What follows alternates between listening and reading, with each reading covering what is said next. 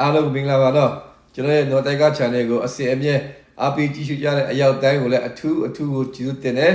ဒီနေ့ကျွန်တော်တင်ဆက်ထားတဲ့ video သတင်းလေးကိုပဲကျွန်တော်တို့ကြည့်ရှုကြရအောင်နော်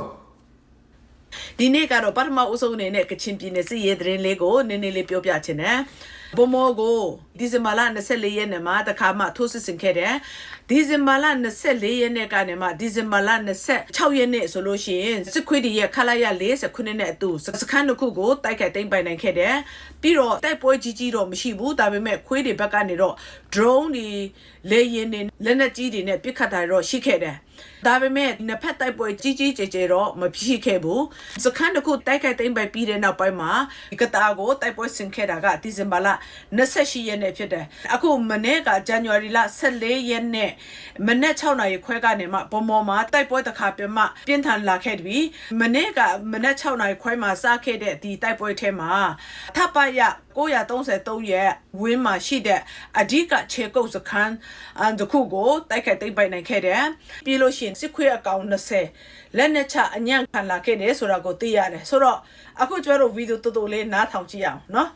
်ဒီလိုတော့ကောင်းပါနော်ဒီလိုလားခင်ဗျာဘယ်လိုဒီမှာဒီလူတွေမကြိုက်တာလို့ကလေးငါတို့ဒီလိုမရှိဘူးနော်လူချင်းမတတ်ဘူးစစ်ကောင်းဆောင်ရဲ့အာနာရှင်စီကိုမကြိုက်တော့ငါတို့တုံးမှန်တာအခုမင်းတို့ကလေးကလူအများကြီးပါတယ်ဟုတ်လာ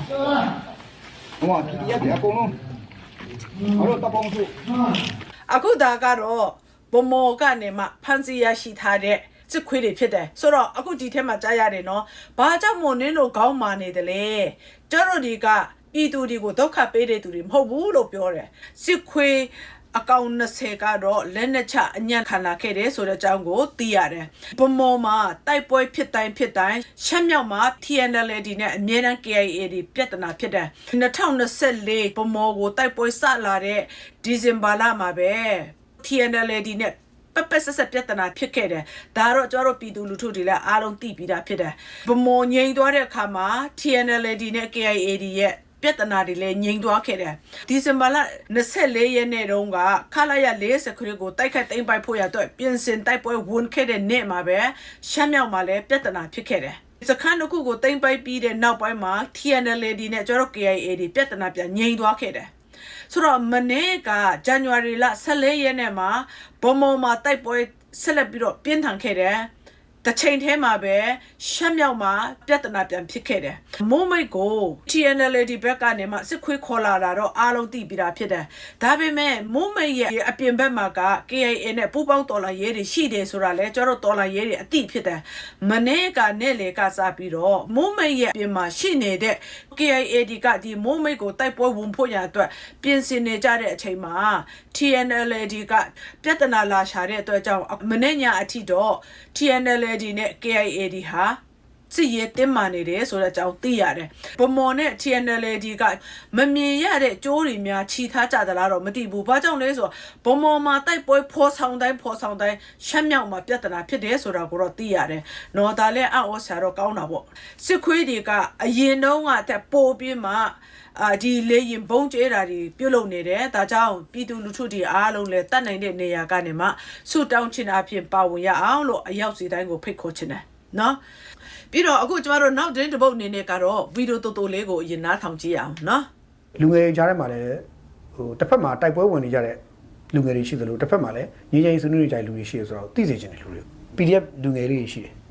EA ကိုခေါင်းစဉ်အောက်မှာနေတဲ့လက်နက်ကင်တိုင်းသားလက်နက်ကင်လူငယ်လေးတွေရှိတယ်အဲ့ဒီလူငယ်တွေနှစ်ဖွဲ့လုံးဟာယုံကြည်ချက်နောက်ကိုလိုက်တယ်။ဘာအောင်ယုံကြည်ရလဲမင်းဆက်အာဏာရှင်ချုပ်ငင်းရေးအတွက်သူတို့တိုက်ပွဲဝင်နေဆိုတဲ့စကားလုံးနောက်ကိုလိုက်တယ်။အဲ့ဒီစကားလုံးကတကယ်တော့မှန်လားမေးရင်သူတို့စိတ်ထဲမှာမှန်တယ်လို့ထင်ကောင်းထင်နေလိမ့်မယ်။ဒါပေမဲ့ဆက်အာဏာရှင်ချုပ်ငင်းရေးဆိုတဲ့စကားလုံးသုံးလိုက်တဲ့အခါတိုင်းမှာသူတို့မသိတာကသူတို့ကိုယ်တိုင်တနက်ကင်ထားတယ်။သူတို့ကိုယ်တိုင်တနက်ကင်ထားရင်သူတို့ကိုယ်တိုင်စစ်အာဏာရှင်ဖြစ်လာတယ်။အဲ့တော့သူတို့ကိုယ်သူတို့မေ့တယ်။သူတို့စိတ်ထဲမှာဆက်အာဏာရှင်လို့ပြောရင်တတ်မတော်ဘူးမျိုးလုံးနဲ့ပြင်းမြင်တယ်။အဲ့တော့စစ်အာဏာရှင်ဆိုတာသူတို့ကိုယ်တိုင်လည်းဖြစ်နေတယ်အဲ့ဒါကိုအဲ့ကလေးတွေကလူငယ်တွေကမေ့တယ်သူတို့စိတ်ထဲမှာစစ်အာဏာရှင်ဆိုတက်မတော်ကိုတိုက်ရမယ်လို့မြင်တယ်ဆိုတော့တက်မတော်ကိုသူတို့ရန်သူလို့မြင်တယ်အဲ့မှာလဲ18ကနေ35တွေအများကြီးပါတယ်18အောက်တွေလည်းတပြုံကြီးပါတယ်အဲ့ဒီအိမ်တစ်ဆင့်ဒီဘက်ကိုရောက်လာတယ်ဒီဘက်ကကျတော့ငင်းချိုင်းဖိုရမ်မှာဆွေးနွေးနေတဲ့လူတွေဒါလည်းသူတို့နိုင်ငံသားလူငယ်တွေပဲခင်ဗျားတို့ပြည်သူလူတွေအေးစနကြည့်မယ်ဆိုဒီမှာတနက်ကင်ပြီးတော့စစ်တပ်ကိုပြန်တိုက်ပြီးတော့တိုက်ပါတယ်လို့ပြောပြီးတော့လမ်းပေါ်တက်ပြီးတော့ဟိုလူတနက်ပြဒီလူတနက်ပြချင်းချောက်နေတဲ့လူငယ်တွေနဲ့ငင်းချိုင်းဆွေးနွေးပွဲစကားဝိုင်းထဲမှာဝင်ပြီးတော့သူတို့ရဲ့ငင်းချိုင်းအတွေ့အခေါ်ဥစားဆွေးနွေးနေတဲ့လူငယ်တွေကဘသူ့အနာဂတ်ကပိုလှတယ်ဒါသိဖို့လို့ပြီးတော့ခ ခင်ဗျားတို့ကိုယ်တိုင်လေခင်ဗျားတို့သားသမီးတွေပြန်ကြည့်ဖို့လိုတယ်ငါတို့သားသမီးတွေတော့တော်ထဲမှာဘယ်သူနဲ့တိုက်နေမှမသိဘဲနဲ့သေတော့မယ်မကြရင်တချို့လူတွေသားသမီးကြောင့်မှကြည့်ပါဦးညီချင်းစကားဝိုင်းတော့ဝင်ဆွေးနေတာမျက်နှာလေးပြုံးလို့ရှင်လို့ဘဲသူသားသမီးကပို့ပြီးတော့စိတ်ချမ်းသာတဲ့အကောင်းပြီးဘဲသူသားသမီးအနာကပို့လှပါလေဒါကြောင့်အဲ့ဒါကြောင့်ဘိုးချုပ်ကြီးမနေ့ကပြောတယ်ပညာဆိုအဲ့ဒါကိုပြောပညာတတ်ဖို့လိုတယ်စာတတ်ဖို့လိုတယ်ပညာတတ်ဖို့လိုတယ်ဘလောက်ပဲကျွန်တော်စေရနာထားပြောပြစေရနာကိုမမြင်တဲ့အခါကျတော့အမုန်းတရားတွေသိကြီးသွားတဲ့အခါကျတော့စေရနာစကားပြောတဲ့ရံဘက်ကတွေးတယ်ကို့အတွေးနဲ့ကိုပြန်တတ်တယ်လို့ဖြစ်သွားတယ်ဗျလူငယ်တွေအဲ့တော့ကျွန်တော်သိနှမျောတယ်ဒီငင်းချိုင်း forum မှာတွေ့တဲ့လူငယ်လေးတွေကိုကြည့်ပြီးတော့အားတက်မိသလို PDF ဖြစ်သွားတဲ့လူငယ်လေးတွေတိုင်းရင်းသားလက်နက်ကိုင်လူငယ် PC ပေါက်စာလေးတွေသူတို့ရဲ့အနာဂတ်ကိုသူတို့မတွေးမိဘဲနဲ့လက်နက်ကင်ပြီးတော့ဘဝကြီးဖြစ်နေတာကြီးကိုသူတို့မှန်တယ်လို့ထင်နေတာကိုတွေးပြီးစိတ်မကောင်းလို့ဖြစ်တယ်ဒီလူငယ်တွေကိုလည်းကျွန်တော်တို့ငင်းချိုင်းဆွေးနွေးပွဲတွေမှာပါဝင်လာစေခြင်းနဲ့ PD လူငယ်တွေကိုလည်းတိုင်းပြည်ရဲ့ကြာရခန်းကဏ္ဍတစ်ထောက်တနေရာမှာဝင်ရောက်ပြီးတော့ပါဝင်ပြီးတော့တိုင်းပြည်ကြီးဆောင်ရေးမှာပါဝင်စေခြင်းနဲ့စိတ်ပဲကျွန်တော်မှရှိတိုင်းသားလူငယ်တယောက်ကသူခေါင်းထဲမှာရှိနေတာဗမာစစ်တပ်ကငါတို့ဘယ်လိုနဲ့ကြည့်နေဆိုတဲ့စကားလုံးကိုညာတိုင်းအိယာဝင်ပုံမျိုးလိုမျိုးသူတို့သားသမီးကိုပြောတယ်အဲ့တော့သူတို့သားသမီးက PC ပေါက်စားလေးတွေဦးဝဲဆိုတဲ့အရွယ်တွေကနေစပြီးတော့ညာအိယာဝင်ပုံမျိုးနဲ့မှာဗမာမုံဒီဝါဒဗမာစစ်တပ်စစ်အာဏာရှင်ဒီစကားလုံးအသုံးလုံးတွေကိုထပ်တလဲလဲပြောနေမယ့်အစားပညာတတ်အောင်သင်ပြီးတော့တနေ့တစ်ချိန်မှာတို့ဒေသအကျိုးပြုတဲ့လူငယ်ဖြစ်အောင်ကြိုးစားပညာတတ်အောင်သင်ဒီလိုလေးလှည့်ပြောဖို့လိုတယ်ကိုမုံတရားတွေနဲ့ကိုသားသမီးကိုမီးမရှို့နဲ့တုံမီးရှို့မီးမလုပ်ဖို့လောင်မြိုက်အောင်မလုပ်ဖို့လိုတယ်ဆိုတော့အခုကျွန်တော်အားလုံးသိတဲ့အတိုင်းပဲအခုခွေးတွေကတော့ Youth Peace Forum ကိုကျင်းပကြတယ်3ရက်ပေါ့နော်လူငယ်တွေရဲ့ forum ဖြစ်တဲ့အတွက်ကြောင့်လူငယ်တွေလာတက်ကြတယ်ဆိုတော့အခုဒီထဲမှာခွေးကြော်မျိုးမင်းကတော့ခွေးကြဖို့ပြောတဲ့စကားနဲ့တစ်ထပ်သေးပဲနော်တစ်ထပ်သေးပဲဆိုတော့အခုဒီ Youth Peace Forum ထဲမှာငြိမ်းချမ်းရေးလာဆွေးနွေးသွားတဲ့လူငယ်တွေရှိနေတယ်လို့ပဲ PDF တွေနဲ့ဒီ EROD ရဲ့လက်အောက်ထဲမှာရှိနေတဲ့လူငယ်လေးတွေကို तू ကရှင်းပြသွားတယ်အခုဒီထဲမှာ तू ပြောသွားတာကဒီလူငယ်လေးတွေကငိမ့်ချရေးနဲ့ပတ်သက်ပြီးတော့ဆွေးနွေးသွားတယ်ပျော်ပျော်ရွှင်ရွှင်ရီရီမောမောနဲ့ဆွေးနွေးသွားတယ်ပြီးလို့ရှိရင်ဒီမှာ PDF တွေကိုလည်း तू ကဆွေးနွေးစေချင်တယ်လို့ပြောတဲ့အခါမှာကြွကနေပြောချင်တာကဆွေးနွေးတာတော့ဟုတ်ပါပြီနင်တို့စစ်ခွေးတွေဆွေးနွေးတာနေ့တိုင်းဆွေးနွေးကြတယ်ဘေးဟာကအကောင့်ထဲပေါ်သွားကြတယ်လေ NCA ကိုလည်း10နှစ်ပြည့်အောင်ဆွေးနွေးတိုင်ပင်ခဲ့ကြတယ်ဘေးဟာအကောင့်ထဲပေါ်လာတယ်လေဒီထဲမှာကြော်မျိုးမင်းပြောသွားတာက PDF လူငယ်လေးတွေ ERO အောက်မှာရှိနေတဲ့လူငယ်လေးတွေလည်းစစ်အာဏာရှင်ဆိုလို့ရှိရင်စစ်ခွေးတွေကိုပဲထင်ကြတယ်သူတို့ကိုယ်တိုင်လက်နက်ကင်ထားတာကိုသူတို့မေ့ကြတယ်လို့ပြောတယ်လက်နက်ကင်တိုင်းစစ်အာဏာရှင်မဟုတ်ဘူးနိုင်ငံတိုင်းထဲမှာစစ်တပ်ရှိတယ်စစ်တပ်လို့ပြောမှတော့လက်နက်ကင်ရမှာပေါ့မဟုတ်ဘူးလားဒါပေမဲ့သူများနိုင်ငံကစစ်သားတွေလက်နက်ကင်တာနဲ့နင်းတို့စစ်ခွေးတွေလက်နက်ကင်တာနဲ့တူသလားဆိုတော့အခုဒီထဲမှာတော့ကျွန်မမထည့်ဘူးသူပြောသွားတာကကျွန်တော်ရဲ့အိမ်နီးချင်းနိုင်ငံတွေလည်းအင်မတန်မှအရေးကြီးတယ်အခုမြန်မာနိုင်ငံတစ်ခုထဲမှာပဲဒီလိုမျိုးတပုံတွေရှိကြတယ်တခြားတော့အိမ်နီးချင်းနိုင်ငံတွေထဲမှာတော့တပုံမရှိဘူးလို့ပြောတယ်အိမ်နီးနားချင်းနိုင်ငံဒီထဲမှာတပုံမရှိတာကိုမြင်တယ်ဆိုလို့ရှိရင်အိမ်နီးချင်းနိုင်ငံစစ်တပ်တွေပြည်သူလူထုတွေကိုမငင်းဆဲဘူးဆိုတာရောနင်တို့မမြင်နိုင်ဘူးလားဆိုတော့အခုဒီထဲမှာပြောသွားတာကဒီနေ့ဒီ PDF လူငယ်တွေကလက်နက်ကင်ပြီးတော့စစ်အာဏာရှင်ချုပ်ငြိမ်းရေးဆိုတဲ့ခေါင်းစဉ်အောက်မှာတွားပြီးတော့စစ်ခွေးတွေကိုတိုက်ကြတယ်သူတို့ကိုယ်တိုင်လက်နက်ကင်ထားတဲ့သူတွေဖြစ်တယ်လက်နက်ကင်ထားတဲ့သူတွေကစစ်အာဏာရှင်ဖြစ်တယ်ဆိုတော့ကိုသူတို့မေ့သွားကြတယ်လို့ပြောတယ်ဒီနေ့ PDF လူငယ်တွေအရင်ပေါ်လာတာလားနင့်တို့စစ်ခွေးတွေအာဏာအရင်သိမ်းလိုက်တာလားခွေးကြဖို့ Youth Peace Forum ထဲမှာသူပြောသွားတာလေ PDF တွေကို NUG CRPH ကနေမှမြောက်ထိုးပင်ကိုလုတ်ပေးတဲ့အတွက်ကြောင့် PDF ဆိုတာပေါ်လာတယ်လို့ပြောတယ်ဆိုတော့အခုကျမတို့အစဉ်တိုင်းကိုကြည့်မယ်ဆိုလို့ရှိရင် PDF ဆိုတာဟာအရင်တော့ကဘယ်သူကြားခဲ့ဖူးတယ်လဲဘယ်သူကမြတ်တနေ့ကျငါ PDF လုတ်မယ်လို့ရေရွယ်ထားတဲ့လူဘယ်သူရှိတယ်လဲ21ပြည်သူလူထုဒီလက်သုံးချောင်းပဲထောင်တဲ့ချိန်မှာနင်တို့အာဏာသိမ်းပြီးတော့ပြည်သူတွေကိုရက်ဆက်တပ်ပစ်လာတဲ့အတွက်ကြောင့် PDF ဆိုတာပေါ်ပေါက်လာခဲ့ပြီ PDF ပေါ်ပေါက်လာခဲ့ပြီးတဲ့နောက်ပိုင်းမှာမှ NUG ပေါ်ပေါက်လာတယ်ဆိုတော့ NUGD က PDF ရဲ့နောက်မှပေါ်လာတဲ့ဥစ္စာကိုဘယ်လိုနည်းနဲ့ NUGD ကနေမှ PDF တွေကိုမြောက်ထုတ်ပြင်ကိုလုတ်ပြီးမှနင်တို့စစ်ခွေးတွေကိုတိုက်ရမှာလဲသူတို့တိုက်ပြီးတဲ့နောက်ပိုင်းမှာ NUG ဆိုတာပေါ်ပေါက်လာတာမဟုတ်ဘူးလား PDF ဆိုတာဟာနင်တို့စစ်ခွေးတွေရဲ့ဖိနှိမ့်တံကိုမခံချင်လို့ထွက်လာခဲ့တဲ့လူငယ်လေးတွေမဟုတ်ဘူးလားလက်နက်ကင်တိုင်းဖက်စစ်တပ်ဆိုလို့ရှိရင်ကဘာပေါ်မှာရှိတဲ့စစ်တပ်တိုင်းဟာဖက်စစ်တပ်ဖြစ်သွားလိမ့်မယ်ဒါပေမဲ့မြန်မာနိုင်ငံမှာရှိတဲ့နင်တို့ခွေးတောင်စားတွေကလွဲရင်ဘယ်သူကမှဖက်စစ်တပ်မဟုတ်ဘူး PDF ဆိုတာဟာ နင်တို့စစ်ခွေးတွေပြည်သူလူထုဒီကိုညင်ပန်းနှိပ်စက်တဲ့အတွက်ကြောင့်ပြည်သူဒီကိုကာကွယ်ဖို့ရအတွက်ဖက်စစ်တပ်ကိုချေမုန်းဖို့ရအတွက်စစ်အာဏာရှင်မို့လို့လက်နက်ကိုင်တာမဟုတ်ဘူးနင်တို့ဘာတန်းသေးတာတွားခဲ့တယ်ဆိုလို့ရှိရင်ဒီနေ့ကျမတို့တော်လန်ရဲဒီဘက်ကနေမှနင်တို့ကိုစစ်အာဏာရှင်တို့ပြောမှာမဟုတ်ဘူးနင်တို့စစ်အာဏာရှင်ဖြစ်လို့ပဲနည်းနည်းလေးမားလိုက်တာနဲ့တယောက်ပြီးတယောက်ကောက်ပြီးမှနင်တို့ထောင်ထဲပို့လိုက်တယ်ခွေးကြဖို့ကနေမှပြုံးစီလောက်ပြီးမှနောက်မှာဘလောက်အထိအကြံအစီတွေပက်ပက်ဆက်ဆက်လုံနေတယ်လေဆိုတာနင်တို့မသိဘူးလားဒီနေ့ကျတို့တော်လာရဲလောက်တာဟာစစ်ခွေးပပြောက်ဖို့အတွက်ဖြစ်တယ်စစ်အာဏာရှင်ချုပ်ငင်းရေးဖြစ်တယ်စစ်အာဏာရှင်ကိုပဲချုပ်ငင်းချင်တယ်နင်တို့စစ်ခွေးတွေကိုကျတို့လက်နဲ့ချပါတော့အရင်တော့မပြောဘူးနင်တို့ရဲ့စစ်တပ်ထဲကိုပဲတွားပါနိုင်ငံထဲမှာဝန်မရှုပ်ပါနဲ့လို့ပဲပြောတယ်ဒါပေမဲ့နင်တို့စစ်ခွေးတွေလက်မခံဘူးလေလက်မခံလို့ပြည်သူတွေကိုတပ်ဖြတ်နေတဲ့အတွက်ကြောင့်ဒီနေ့ကျတို့လက်နက်ကင်တာနင်တို့ကြောင့်ဒီနေ့ PDF ဆိုတာပေါ်ပေါက်လာတာနင်တို့ကြောင့်ပဲဒီနေ့မြန်မာနိုင်ငံမအေးချရတာငိမ့်ချရဲကိုလုံမဲ့လူငယ်လေးတွေပညာတတ်မဲ့လူငယ်လေးတွေပါရဂူတွေဖြစ်မဲ့လူငယ်လေးတွေဌာနအတီးတီးထဲမှာနိုင်ငံရဲ့အလုပ်ကိုလုပ်ရမဲ့လူငယ်လေးတွေအားလုံးဟာတော့ထဲထွက်ပြီးတော့ဒုက္ခဆင်းရဲမျိုးစုံခံပြီးတော့လက်နက်ကင်တာနင်တို့စစ်ခွေးတွေကြောင့်ဖြစ်တယ်နင်တို့စစ်ခွေးတွေဒါဘာတမ်းမှာနင်တို့ရဲ့စစ်တပ်ထဲမှာနေတယ်ဆိုလို့ရှိရင်ဘယ်လူငယ်ကမှလက်နက်ကင်စရာအကြောင်းမရှိဘူးဒီကလေးတွေဟာတနေ့ကျရင်ငါလက်နက်ကင်ရမှာပဲဆိုတာအိမ်မက်ထဲမှာတော့မက်ကြမှာမဟုတ်ဘူးနင်တို့ခွေးတွေကြောင့်ဖြစ်နေတယ်ဆိုတော့အခုဒီထဲမှာ तू ပြောသွားတာကအခုမိဘတွေလည်းတိဖို့လိုအပ်တာက Youth Peace Forum ထဲမှာပါဝင်နေတဲ့သူတွေကပြုံးလေးနေပေမဲ့ကိုယ့်ရဲ့သားတွေကတော့ဘသူကိုတိုက်နေမှမသိဘဲနဲ့တိုက်ပွဲလုပ်နေတယ်ဘသူရဲ့အနာဂတ်ကပိုလာနေတယ်လေလို့ပြောတဲ့အခါမှာအခု Youth Forum ထဲမှာဝင်နေတဲ့ကလေးတွေသူတို့လည်းဆွေးနွေးကြလိမ့်မယ်ဒါပေမဲ့စစ်ခွေးတွေအကောင်အထည်ဖော်ပေးခဲ့တယ်ဆိုလို့ရှိရင်ဒီနေ့မြန်မာနိုင်ငံအေးချမ်းတာကြားလာပြီ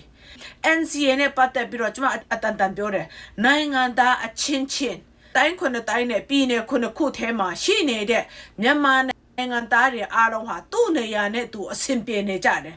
ဒါကိုဘာကြောင့်မို့10နှစ်အထိဆွေးနွေးရင်တောင်မှတခုမှအပြေမထွက်တာလေဒီနေ့လက်နက်ကင်နေတဲ့လူငယ်လေးတွေဟာနင့်တို့ကိုလူလိုပြောလို့မရတဲ့အတွက်ကြောင့်လက်နက်နဲ့နင့်တို့ကိုဆုံးမနေကြတယ်ဆိုတော့ဘု து ရဲ့အနာဂတ်ကပို့ပြီးမှလပနေတယ်လေလို့နင်းမဲတယ်ဆိုလို့ရှိရင်ဒီနေ့ကျမတို့ PDF လူငယ်လေးတွေရဲ့အနာဂတ်ကိုပဲနင့်တို့မကြည့်နဲ့နင့်တို့ခေါ်ထားတဲ့စစ်ခွေးမလောက်ချင်ပဲနဲ့နင့်တို့ပေါ်သားတွေအတင်းအတမဆွဲပြီးမှစစ်တပ်ထဲမှာပို့နေတဲ့ကလေးတွေအကြောင်းနင်းတို့တခါပြောဘူးလား PDF ဒီကြီးပဲမြန်မာနိုင်ငံသားတွေမဟုတ်ဘူးပေါ်သားဆွဲပြီးမှစစ်တပ်ထဲမှာထိုးဆောင်ထားတဲ့လူတွေကရောမြန်မာနိုင်ငံသားတွေမဟုတ်ကြဘူးလားသူတို့ရဲ့အသက်ကိုရောနင်းတို့တခါပြောခဲ့ဘူးသလားဆိုတော့ဒါကြောင့်မို့ခွေးကြဖို့ကတော့လူငယ်လေးတွေပညာတတ်ရမယ်လို့ပြောတယ်လို့ပြောတဲ့ခါမှာအခုဒီပညာတတ်ရမယ်လို့အမြဲတမ်းအိုနေတဲ့ခွေးတောင်စာမင်းအောင်လိုင်ကရောပညာတတ်တယ်ဟုတ်သလားသူသာပညာတတ်ခဲ့တယ်ဆိုရင်မြန်မာနိုင်ငံကိုဒီလောက်အထိဖျက်ဆီးမလားကိုယ့်ရဲ့အာနာတခုကိုပဲကြည့်ပြီးမှမြန်မာနိုင်ငံကိုဒီလောက်အထိဖျက်ဆီးမလားနင်းတို့ဒီလဲကိုသမင်းတနတ်စားရဖို့အရေးမြန်မာနိုင်ငံတလောက်အထိပြာကျနေတာတောင်မှမင်းအောင်လိုင်ရဲ့ဘောမနေတယ်နင်းတို့ဒီကတာတကယ်လို့တာအရင်ရဲ့မိခင်တာဆိုလို့ရှိရင်တော့လက်လွတ်ပစ်မှာပဲဒါပေမဲ့နင်းတို့ဟာတာတရားစီရင်ခန်းကဘလူးမှဖြစ်တဲ့အတွက်ကြောင့်ချစ်ရောင်ဆောင်ပြီးတော့နင်တို့ကဒီနိုင်ငံကိုဖဲ့စားဖို့လုပ်နေတယ်ဒါကြောင့်မို့ပဲအခုတရုတ်ဒီကရွေးကောက်ပွဲလုပ်ပါဆိုနင်တို့လုပ်တယ်အခုမြန်မာတနိုင်ငံလုံးကိုကြည့်ပါတရုတ်ဒီနဲ့ဆက်နွယ်တဲ့ဝါနေရကိုကနေရဒီမှာပဲစစ်ခွေးကင်းစင်တဲ့နေရာဖြစ်နေတယ်နင်တို့ဘယ်နာမှာများနင်တို့ရဲ့အကြောင်းကိုနင်တို့ပြောခဲ့ဘူးတလားစစ်ခွေးတလောက်အထိဘုံကျဲတိုက်ခိုက်တာတောင်နင်တို့ရဲ့မျက်စိထဲမှာအမားလို့တခါမြင်ခဲ့တယ်လားဆိုတော့ဒီနေ့ခွေးကြဘူးနဲ့အတူနင်တို့ဘောမလော်ဘီတွေအားလုံးကလည်းဒီနေ့ PDF တေတာပဲတွေ့တယ်မနေ့ကဇန်နဝါရီလ14ရက်နေ့တရက်ထဲမှာတောင်မှတိုင်း9တိုင်းနဲ့ပြည်နယ်6ခုမပါသေးဘူးကျတို့ကချင်ပြည်နယ်ထဲမှာတော့ဒီဗမော်တစ်ခုထဲမှာတောင်မှတရက်ထဲမှာနင်းတို့ခွေးအကောင်20လက်နဲ့ချအလင်းဝင်လာခဲ့ပြီဒီလူတွေကရောမြန်မာနိုင်ငံသားတွေမဟုတ်ဘူးလားဒီလက်နဲ့ချလာခဲ့တဲ့စစ်သားတွေသူတို့ကိုကြတော့နင်းဒီ Youth Peace Forum ထဲမှာမပါစေချင်ဘူးလားဒီနေ့ PDF ဒီကိုပဲနင်တို့ကဒီ Youth Peace Forum ဒီထဲမှာအရန်ပါစေချင်ကြသလား PDF တေတာပဲနင်တို့တွေ့နေကြသလားခွေးကြဘူးအာနာရရှိဖို့ရအတွက်တင်းနေတဲ့လူငယ်လေးတွေအတွက်ရောနင်တို့မစင်စားဘူးလားဆိုတော့ဒီနေ့ကျမတို့ PDF ဒီကိုပဲညီငယ်ညီမငယ်လေးတွေ PDF လူငယ်လေးတွေအလင်းဝင်လာကြပါလို့ဒီလောက်အထိခေါ်နေမဲ့အစားအခုနင်တို့စစ်တပ်ထဲမှာမဝင်ချင်တဲ့သူတွေကိုဆွဲမခေါ်ကြနဲ့လေ PDF ထဲကိုဝင်တဲ့ကလေးတွေကသူတို့ရဲ့ဆန္ဒနဲ့သူတို့ဝင်လာကြတယ်စစ်တပ်တဲ့ခေါ်ယူတယ်ဆိုပြီးမှကျတော့က online မှာတင်လိုက်တယ်နင်တို့လိုပေါ်တာတော့မဆွဲဘူးonline မှာတင်ပေးလိုက်တယ်တင်လိုက်တဲ့အခါမှာနင်တို့စစ်ခွေးတွေရဲ့နှိပ်စက်တံကိုမခံချင်တဲ့လူငယ်တွေက PDF တွေကိုဝင်လာကြတယ်နင်တို့လိုပေါ်တာတွေလည်းဆွဲဆံမလို့ဘူးနင်တို့လိုအတင်းအတမနီးအမျိုးမျိုးပြပြီးတော့ထောင်ထဲကြမဲ့သူတွေကိုလည်းနင်တို့ထောင်ကြမလားစစ်တပ်ထဲဝင်မလားဆိုပြီးမှဒီလိုမျိုးအကြက်ကင်တဲ့အလုပ်တွေကျမတို့မလုပ်ခဲ့ဘူးသူတို့ရဲ့စိတ်ဓာတ်နဲ့သူတို့ဝင်လာခဲ့ကြတယ်ဆိုတော့ဒီနေ့ PDF တွေကိုဒီလောက်အထိနင်တို့ကအကြမ်းဖက်လို့လဲတတ်မှတ်သေးတယ်ပြီးလို့ရှင်ဒီလိုမျိုး PDF တွေကိုအလင်းဝင်လာကြပါလို့ခဏခဏခေါ်နေမဲ့အစားနင်တို့စီမှာရှိနေတဲ့စစ်တပ်ထဲမှာမဝင်ချင်တဲ့ကလေးတွေကိုထောက်လိုက်ပါလားအခုနေရအတီးတီးထဲမှာနင်တို့စစ်ခွေးတွေအစိုးလိုက်အပြုံလိုက်အစိုးလိုက်ပြုံလိုက်တင်းနေတာကြောနင်တို့စိတ်ထဲမှာမခံစားဘူးလား PDF တွေကိုပဲနင်တို့ချစ်ကြတာလားနော် forum ထဲမှာတက်တဲ့ကလေးတွေဟာမြန်မာနိုင်ငံသားဖြစ်တယ် PDF တွေလည်းမြန်မာနိုင်ငံသားဖြစ်တဲ့အတွက်ကြောင့်ဒီ PDF လူငယ်လေးတွေကိုလည်းပဲဒီလိုမျိုးငိမ့်ချရဲ့ forum ထဲမှာလာတက်ခိုင်းပြီးမှနိုင်ငံရဲ့ကောင်းကျိုးတစ်ခုခုလုပ်စေချင်တယ်ဆိုလို့ရှိရင်နင်တို့ရဲ့စစ်ခွေးအောက်ထဲမှာရှိနေတဲ့ဘဝပြက်နေတဲ့မျော်လင့်ချက်ကင်းမဲ့နေတဲ့လူငယ်လေးတွေကိုလည်းဒီ youth forum ထဲမှာတက်ခိုင်းလိုက်လေဘာကြောင့်မို့နင်တို့စစ်ခွေးတွေရဲ့လက်အောက်ထဲမှာရှိနေတဲ့ဒီစစ်သားတွေပတ်သားစတွေကိုကြတော့နင်တို့လူလိုမမြင်တော့ဘဲနဲ့သရိษံလိုမြင်တဲ့အတွက်ကြောင့်တို့ကြတော့ငိမ့်ချရဲ့ forum ထဲမှာမခေါ်တာလားဒီနေ့ PDF တွေကိုပဲနင်တို့ငိမ့်ချရဲ့ forum ထဲမှာရန်ခေါ်ချင်ကြသလားတကယ်ဆိုလို့ရှိရင်နင်တို့က PDF တွေကိုကြောက်နေတာလေ PDF တွေကြောက်ဒီနေ့နင်တို့စစ်ခွေးတွေနဲ့အတူစစ်ခွေးဘောမ lobby တွေအားလုံးအိမ်မပျော်စားမဝနေ့အတိုင်းနင်တို့ရင်တမမနဲ့နေရတဲ့အတွက်ကြောင့်နင်တို့ PDF တွေကိုအလင်းဝင်စေချင်နေကြတာမဟုတ်ဘူးလားခွေးကြဘူးမြန်မာနိုင်ငံမှာရှောက်လေချင်တာပေါ့နင်တို့ဘောမတွေလည်းနေရတကာခောက်ဆွဲဆိုင်တွေမှာတွားစားချင်နေကြတာမဟုတ်ဘူးလားဒါပေမဲ့ PDF ဒီကြောင့်နင်တို့ရဲ့ဘဝမှာခောက်ဆွဲဆိုင်ဆိုတာတော့မမြင်ဘူးကြတော့ဘူးเนาะဒါကြောင့်ဒီနေ့ PDF တွေကိုပဲငိမ့်ချရဲမခေါ်ကြနဲ့ပြီးလို့ရှိရင်အခုဒီထဲမှာဘောမဘာပြန်ပြောလဲဆိုတော့ကျတို့တိုင်းရင်သားမိဘတွေကကလေးတငယ်ဥဝေးလို့ထွက်လာကြတဲ့ကစစ်ခွေးကိုမုံဖို့ရအတွက်ကျတို့ကတင်ပေးလိုက်တယ်ညအိယာဝင်တိုင်းကလေးတငယ်တွေကိုစစ်ခွေးတွေမကောင်းကြောင်ပဲပြောတဲ့အတွက်ကြောင့်တိုင်းရင်သားကလေးတွေကစစ်ခွေးကိုမုံကြတယ်လို့ပြောတယ်ခုဒီ social media ထဲမှာကလေးအဖေရဲ့မနေ့ညအိတ်မပြောဘူးတဝီဝီဆိုပြီးမှလေရင်တွေမီနေတဲ့အတွက်ကြောင့်အိတ်မပြောဘူးလို့ပြောတဲ့ကလေး social media ထဲမှာအများကြီးပြန့်နှံ့ပါတယ်မမြင်ဘူးလားဒီနေ့ဒီကလေးလေးတွေစစ်ရှောင်းတဲ့ကလေးလေးတွေကတော့ချင်းမှာအိတ်နေတဲ့ကလေးလေးတွေကတော့ချင်းမှာမိသားစုလိုက်အိတ်နေတဲ့ကလေးလေးတွေရွာကိုမီးရှို့ခံထားတဲ့ကလေးလေးတွေရွာကိုဘုံကျဲလိုက်လို့မိဘတွေတည်သွားတဲ့ကလေးတွေက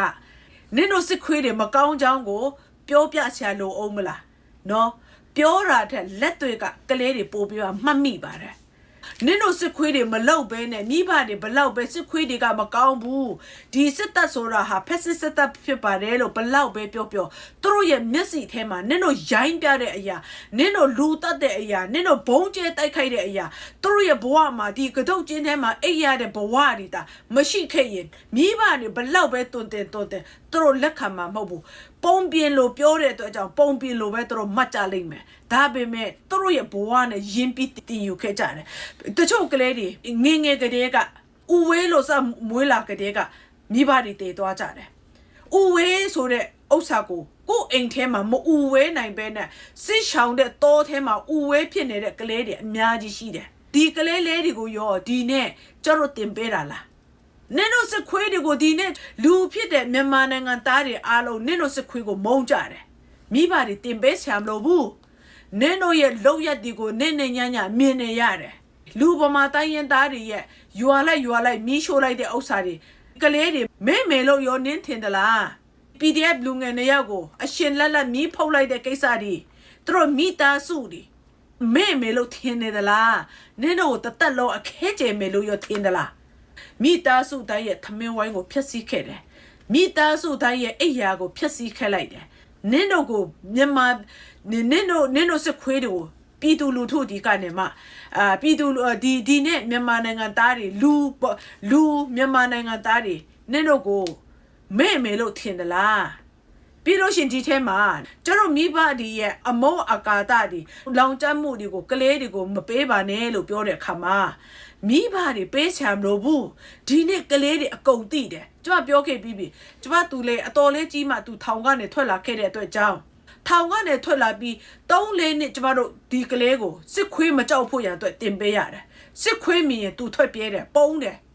ကြောင်ကျူကြောင်ကြားမှာပုံးတယ်တင်ပေးဆံလို့ဘူးဘာကြောင့်လဲဆိုတော့သူ့ဘဝသူ့ထောင်ထဲမှာမွေးဖွားခဲ့တယ်သူတသက်လုံးသူ့မအေးကိုစစ်ခွေးတွေဘလောက်နှိပ်စက်တယ်လဲဆိုတာသူထောင်ထဲမှာမြင်ခဲ့ရတယ်ဆိုတော့အခုမြန်မာနိုင်ငံမှာရှိနေတဲ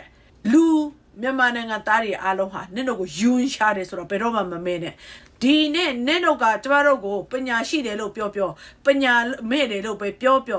နင့်တို့စစ်ခွေးတွေကိုကျမတို့မြန်မာနိုင်ငံမှာအသက်ရှင်ခွင့်ပေးမှာမဟုတ်ဘူးဆိုတာကိုမြင်မှတ်ထားပါနော်မတို့အနေနဲ့အားလုံးအနေနဲ့အခုပြောနေပြည်ဟက်ဒီကတစားခံဖြစ်နေတစားခံလုံးဝမဖြစ်ပါဘူးတစားခံလုတ်တဲ့အဖွဲ့အစည်းတွေရှိတယ်အများကြီးပဲရှိတယ်ဘာလို့ဆိုတော့အရင်88ထဲကမတိုင်ခင်တည်းကသူတို့တွေမှာစစ်တပ်မှာမွေးဖားပြီးတစားခံလုတ်ဖို့နိုင်ငံသမားတွေနော်တော်တယ်လက်နက်ကင်တွေကိုတစားခံလုတ်ဖို့မွေးဖားပြီးတဲ့အဖွဲ့အစည်းတွေရှိတယ်ဒါပေမဲ့ယနေ့ခေတ်မှာလူငယ်တွေကမညံဖင်းဘူးသူတို့ရဲ့လှုပ်ဆောင်ချက်တွေကိုဖော်ထုတ်တယ်နော်ဘွယ်အဖွဲ့အစည်းကဘယ်လိုစစ်မှန်တဲ့အရာသာလှုပ်ဆောင်မှုတွေပေးတယ်ဆိုတော့ကျမတို့ကိုယ်တိုင်ကဒီအသက်နဲ့ရင်းပြီးတော့အရှင်းနဲ့ရင်းပြီးတော့နှလုံးသားနဲ့ရင်းပြီးတော့မှန်ကန်တဲ့စကားတွေကိုတုံပြီးအလုံးကိုချပြတယ်ဆိုတာကမှန်ကန်တဲ့နိုင်ငံရေးလမ်းစဉ်မှန်ကန်တဲ့စိတ်ရေးလမ်းစဉ်ကိုခရီးပေါက်အောင်မြင်ဆက်ဒီစစ်အာဏာရှင်ကိုတော်လှန်ခြင်းလို့ပါဒါကြောင့်မလို့အားလုံးယုံကြည်မယ်လို့လည်းပြောလိမ့်ပါတယ်ဒီမြတ်တို့နိုင်ငံရေးသမားတွေအားလုံးရဲ့တည်င်းကိုနားဆိုမှာအခုမြတ်တို့နိုင်ငံရေးတည်င်းသမားတွေကလည်းအခုစစ်ကောင်စီကဘာလုပ်နေလဲဆိုတော့တည်င်းတွေအမှောင်ချဖို့သူ့ဘက်ကိုပဲတည်င်းတွေအမှားပြောမှုတွေကိုစီစဉ်ရရှိတယ်အဲ့ဒါတွေလည်းနိုင်ငံရေးသမားတွေကနေပြီးတော့မြတ်တို့နိုင်ငံရေးသမားတွေကဂရုစိုက်ရမယ်ကိုယ့်ရဲ့စိတ်ရေးတရားရဲ့လှုပ်ရှားမှုအခိုင်ရဲ့လှုပ်ရှားမှုချင်းရဲ့လှုပ်ရှားမှုနော်KI ဝလှုပ်ရှားမှု KNU လှုပ်ရှားမှုအဲ့ဒီကိုယ့်ရဲ့တိုင်းရင်းသားကိုယ့်ရဲ့ဒီအဖွဲ့အစည်းတွေရဲ့လှုပ်ဆောင်ချက်တွေမဟုတ်ဘဲနဲ့ဒီစက်ကလာဖက်ကလူတွေရဲ့ဘယ်တစ်သေးရဲ့တည်င်းမဆိုဘသူရဲ့တည်င်းမဆိုကိုရီးယားလှုပ်ဆောင်ချက်မဟုတ်ဘဲနဲ့ဥမာ PDF ဘက်ကဘသူကိုဖမ်းလိုက်တယ်အဲ့ဒီတည်င်းတွေကတင်လို့ရတယ်တခြားဘန်တွေအသိခံရတဲ့ဘာညာသားကသူတို့ရဲ့အဖွဲ့အစည်းကလှုပ်ရှားမှုမမြတ်တည်င်းတွေကိုမှန်မှန်စီစစ်ပြီးမှတင်စီချင်ပါတယ်ဒါမှန်ကန်တဲ့တည်င်းကိုပို့ပြီးတော့မှပေးစီချင်လို့ပါတော်ကြသူတို့ကနေတော့မကန်ထုတ်ပြန်တယ်မကန်နိုင်ငံရေးသမားတွေလှုပ်ဆော်တယ်ဆိုတော့ဒီလိုမျိုးစကားတန်တွေကိုသူတို့ပတ်ဆက်ကမထွက်စေချင်ပါဘူးလို့ဆိုနိုင်ငံရေးဆိုတာနှလုံးသားနဲ့စိတ်ဓာတ်နဲ့ရင်းပြီးတော့မှလုပ်ရတာဖြစ်တယ်လူတွေကိုမှန်ကန်တဲ့စကားလုံးတွေမှန်ကန်တဲ့အတွေ့အခေါ်တွေမှန်ကန်တဲ့စိတ်ဓာတ်တွေပေးရတာဖြစ်တဲ့အတွက်ကျမတို့မှန်ကန်နေရတာနဲ့သူတို့ရဲ့လုပ်ရတဲ့ကြောင့်တရင်မှာပြောပါတယ်ဆိုတော့အဖြစ်မျိုးကိုတော့ကျမတို့အကြုံမခံနိုင်ပါဘူးအဖြစ်မခံနိုင်ပါဘူးဒါကြောင့်မလို့အားလုံးဂယုစိုက်ရမယ်လို့တော့မြဲလဲပြောချင်ပါတယ်ပြီးတော့ဘိုးချုပ်ထုံးညက်နိုင်ရဲ့လှုံ့ဆော်ချက်တွေကို 100% အများကြီးကိုအားကိုးယုံကြည်ထောက်ခံပါတယ်ပြီးတော့ဘိုးချုပ်ထုံးညက်နိုင်ကိုအားလုံးလဲပူပေါင်းဆောင်ရွက်ပြီးတော့မှရှေ့ကိုပို့ပြီးတော့ခရီးရအောင်ဆောင်ရွက်မယ်လို့လည်းမြဲလဲတိုက်တွန်းချင်ပါတယ်အချက်ဖတ်စစ်တဲ့ဘတ်တော်သားတွေနဲ့မဘာသားတွေအမျိုးသားရေးအစိုးရတွေကတနိုင်ငံလုံးတိုင်းတာနဲ့ ICJ တရားရုံးကိုရောဂမ်ဘီယာနိုင်ငံကိုပါရှုံချပွဲတွေပြုလုပ်ဖို့စီစဉ်နေပြန်တယ်လို့ရန်ကုန်အခြေစိုက်အမျိုးသားရေးအတိုင်းအဝိုင်းကပြောပါတယ်။တစ်ဖက်မှာလည်းအဲ့ဒီစစ်တပ်လက်အောက်ခံအဖွဲ့တွေက ICJ တရားရုံးနဲ့ဂမ်ဘီယာနိုင်ငံကိုရှုံချတဲ့ကြီးညာချက်တွေထုတ်ဖို့လဲလုပ်နေပြန်တယ်ဆိုပါတယ်။ဒါတွေဟာလက်ရှိအပြည်ပြည်ဆိုင်ရာတရားရုံး ICJ မှာဇန်နဝါရီလ12ရက်နေ့ကစပြီးတော့မဲအွန်လိုင်းခေါင်းဆောင်နဲ့မြန်မာအကြမ်းဖက်စစ်တပ်ကရိုဟင်ဂျာလူမျိုးတုံးတပ်ဖြတ်မှုအပေါ်တပ်သေးတွေအချက်လက်တွေကိုတရားစွဲဆိုထားတဲ့ဂမ်ဘီယာနိုင်ငံဘက်ကတင်သွင်းတဲ့အချိန်ဒီတကူဖုံးကြီးနဲ့ဝီရတူဖုံးကြီးတို့ရဲ့အဲ့ဒီလူမျိုးတုံးတပ်ဖြတ်မှုအတွင်းပါဝင်ပတ်သက်မှုတွေကိုပါတင်ပြခဲ့တာပါအဲ့ဒီတင်ပြချက်တွေကိုထုံးစံအတိုင်းအကြမ်းဖက်စစ်တပ်လက်အောက်ခံအဖွဲ့တွေမပတ်သားတွေနဲ့အမျိုးသားရေးအစွန်းရောက်တွေကမကြေမနက်ဖြစ်နေကြပြီးစစ်တပ်ရဲ့လူမျိုးတုံးတပ်ဖြတ်မှုတွေကိုကာကွယ်ဖို့ဆိုပြီးတော့ တနိုင်ငံလုံးအတိုင်းအတာနဲ့ ICJ တရားရုံးကိုရောဂမ်ဘီယာနိုင်ငံကိုပါရှုံချပွဲတွေပြုလုပ်ဖို့စီစဉ်နေတယ်လို့ရန်ကုန်အခြေစိုက်အမျိုးသားရေးအတိုင်းဝိုင်းကပြောထားပါတယ်လောလောဆယ်မန္တလေးမြို့မှာအရင်ဆုံးအဲ့ဒီရှုံချပွဲကိုပြုလုပ်ဖို့စီစဉ်နေပြီးတော့မှရန်ကုန်နဲ့နေပြည်တော်အပါအဝင်သူတို့စစ်တပ်ထိန်းချုပ်ထားတဲ့မြို့တွေမှာလှုပ်ဖို့စီစဉ်နေတာဖြစ်တယ်လို့အမျိုးသားရေးအတိုင်းဝိုင်းကပြောပါတယ်ဒီကိစ္စနဲ့ပတ်သက်ပြီးအဲ့ဒီမဘဒအဖွဲ့ဝင်ဟောင်းဖြစ်ခဲ့မှုတဲ့လက်ရှိຫນွေဦးတော်လိုင်းရေးမှာပါဝင်လှုပ်ရှားနေသူကိုဟိန်းဝေရန်ကတော့မဘဒနဲ့အမျိုးသားရေးသမားတွေကစီစဉ်နေဆိုတာတကယ်တော့အဲ့ဒီ ICJ နဲ့ဂမ်ဘီယာရှုံချပွဲတွေရဲ့နောက်ွယ်မှာထုံးစံအတိုင်းစစ်တပ်နဲ့ကြက်ဖို့ပါတီကအနောက်ကနေအဓိကကြိုးကင်လှုပ်ရှားတာဖြစ်တယ်လို့ပြောထားပါတယ်ဒါအပြင်အဲ့ဒီမဘဒနဲ့အမျိုးသားရေးသမားတော်တော်များများဟာသူတို့ရဲ့နောက်ွယ်မှာထိန်းချုပ်ထားတဲ့သူကလွယ်ပြီးကြံတဲ့သူတွေကဘာအလောက်ကိုင်းမှမမေရရရှိတာမဟုတ်ဘူးလို့အခုလိုတနိုင်ငံလုံးရှုံချပွဲတွေလှုပ်ဖို့ပတ်စံလဲသူတို့မှရှိတာမဟုတ်တဲ့အတွက်အဲ့ဒီပွဲတွေလှုပ်ဖို့အဓိကစစ်တပ်နဲ့ကြက်ဖို့ခင်ကနောက်ွယ်ကနေပတ်စံထုတ်ပေးပြီးလှုပ်ခိုင်းတာဖြစ်တယ်လို့သုံးသပ်ပြောဆိုထားပါတယ်ဒါနဲ့ပတ်သက်ပြီးစစ်တပ်လောက်ခံမျိုးချစ်မြန်မာယဟန်တော်များတမကဆိုတာကလည်းဇန်နဝါရီလ14ရက်နေ့မှာပဲဂမ်ဘီယာနိုင်ငံကအပြည်ပြည်ဆိုင်ရာတရားရုံး ICJ မှာမဟုတ်မမှန်လှုပ်ကြံပြီးမြန်မာနိုင်ငံအပေါ်တရားစွဲဆိုမှုကိုရှုံချတယ်ဆိုပြီးတော့ပါထုတ်ပြန်ခဲ့ပါသေးတယ်။ဒါအပြင်ဂမ်ဘီယာဘက်ကတင်သွင်းတဲ့တပ်တွေအထောက်ထားတွေထဲမှာဒီတကူဖုံးကြီးနဲ့အမျိုးသားရေးဖုံးကြီးဝီရတူကိုပါအစွန်းရောက်တစိတ်ကပ်ပြီးတော့ပြောဆိုခဲ့တာကိုလည်းပြင်းပြင်းထန်ထန်ကန့်ကွက်တယ်ဆိုပြီးအဲ့ဒီစစ်တပ်လောက်ခံမျိုးချစ်မြန်မာရဟန်းတော်များတမကရဲ့ထုတ်ပြန်ချက်မှာရောတစ်ဖက်ကနေပြီးတော့အမျိုးသားရေးအဖွဲ့ရဲ့ထုတ်ပြန်ချက်မှာပါဖော်ပြပြီးစစ်တပ်ရဲ့လူမျိုးတုံးတပ်ဖြတ်မှုတွေကိုကာကွယ်ပြီးတော့အတီးတီးရှုံချတာတွေလုပ်နေကြပြန်တယ်လို့သိရပါတယ်ခင်ဗျတစ်ဖက်မှာတော့မန္တလေးတိုင်းမြင်းကြံမြို့နယ်မှာနာမည်ဇိုးနဲ့ကြော်ကြားတဲ့အကြမ်းဖက်စစ်တပ်လက်အောက်ခံပြူစောတိကောင်းဆောင်တီတာယူမွန်ရဲ့ခင်မွန်းဖြစ်သူစိန်လွင်ကိုမိုးရစေဝါတွေနဲ့အတူတော်လိုင်းတပ်တွေကအရှင်ဖမ်းဆီးရမိထားတယ်လို့မြင်းကြံခိုင် PDF အမှတ်3တရင်ရဲ့ဒုတရင်မူကိုမင်းသားကြီးကရန်ကုန်ခေတ်တစ်ကိုပြောပါတယ်လက်ရှိရန်ကုန်ခေတ်တစ်ကရရှိထားတဲ့ဓာတ်ပုံတွေထဲမှာလည်းအဲ့ဒီပြူစောတိကောင်းဆောင်တီတာယူမွန်ရဲ့ခင်မွန်းဖြစ်တဲ့သူဟာမိုးရစေဝါသုံးဆွဲထားတဲ့ပုံစံနဲ့ပဲတော်လိုင်းတပ်တွေအရှိမဖမ်းဆီးခံထားရတဲ့ပုံတွေနဲ့သူစီကရရှိထားတဲ့မူရစေဝါတွေကိုပါအတိုင်းသားမြင်တွေ့နေရပါတယ်ဖြစ်စဉ်ကတော့ဇန်နဝါရီလ14ရက်နေ့ဖြစ်တဲ့မနေ့ကမနက်ပိုင်းမှာပဲမြင်းကြံပကန်းညောင်ဦးလမ်းပိုင်းမှာတင်ပကန်းညောင်ဦးအပန်းဖြေခီးထွက်လာတဲ့နာမည်ကျော်ပြူစောတိကောင်းဆောင်တီတာယူမွန်ရဲ့ခင်မွန်းဖြစ်သူစိန်လွင်ကို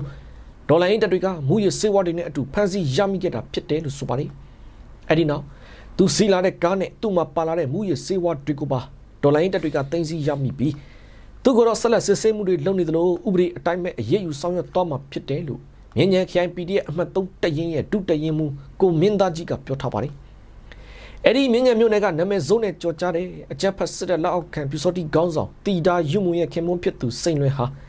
ဒုတိယပြူစောတိခေါင်းဆောင်ဖြစ်ပြီးအဲ့ဒီလိုအတိမတ်ပြုထားတဲ့တပ်တိကန်ကပ်ပြားကိုလည်းအကြမ်းဖက်စစ်တပ်ရဲ့အလဲပိုင်းတိုင်းစစ်ဌာနချုပ်ကထုတ်ပေးထားတာကိုတင်းစီရရှိထားတဲ့ကပ်မှာတွေ့ရတယ်လို့ဆိုပါတယ်တစ်ဖက်မှာတော့အခုလိုတော်လိုင်းတပ်တွေကပြူစောတိခေါင်းဆောင်တီတာယူမွန်ရဲ့ခင်မွန်းကိုဖမ်းဆီးရမိထားတဲ့အကြောင်းမထုတ်ပြန်ခင်မှာတော့ပြူစောတိခေါင်းဆောင်တီတာယူမွန်ဟာသူ့ယောက်ျားစိန်လွင်ပျောက်ဆုံးနေလို့ဆိုပြီး KTV မှာသာရှိမဲ့အထင်နဲ့ကား3စီးကိုတုံးပြီးတော့လက်ပတ်ရှာဖွေနေသေးတယ်လို့သိရပါတယ်လက်ရှိမင်းညံမြို့နယ်မှာအကြမ်းဖက်စစ်တပ်ရဲ့လက်နက်တပ်ဆင်ပေးမှုကြောင့်တီတာယူမွန်ဆိုတဲ့အမျိုးသမီးဟာပြူစောတိအဖွဲ့ကိုဦးဆောင်ဖွဲ့စည်းပြီးပြည်သူတွေကိုဖမ်းဆီးတပ်ဖြတ်တာတွေခြေရွာတွေကိုမိရှို့ဖျက်ဆီးတာတွေဒေါ်လာရေးတပ်တွေကိုရရင်ရသလိုချောင်းမြောင်းတိုက်ခိုက်တာတွေလုပ်ပြီးတော